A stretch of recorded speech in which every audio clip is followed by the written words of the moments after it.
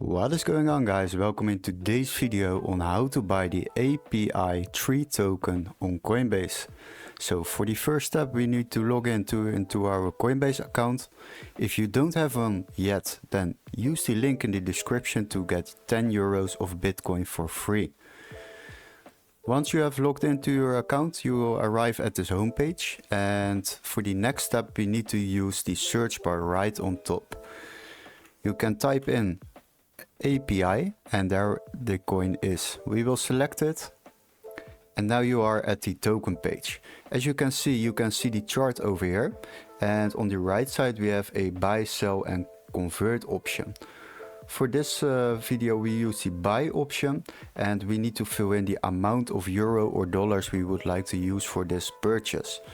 Now, for example, we will type in 1000 euros. And as you can see, we are receiving this amount of coins. For the next step, we need to use the payment method. We need to select this. For now, I will leave it on my credit card, but you can click on it and choose the one you prefer. If it's not here, you can add a new payment method by clicking on this button below. And after that, select it and go back to the overview. Now, for the next step, we are going to the review order. We will click on it. And as you can see, we are heading over to the order review.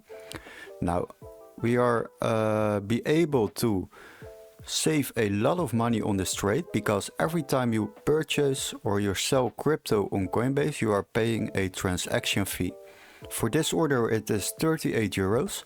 And as you can see, we can save a lot of money on this, because you can use the Coinbase One subscription. You can try it out for free for 7 days, and basically the price per month is like 25 euros. So with one trade you already save yourself over 13 euros. So that's good. And if you would like to check that out, definitely do that, because if you do this on a daily basis, you can save yourself a lot of money.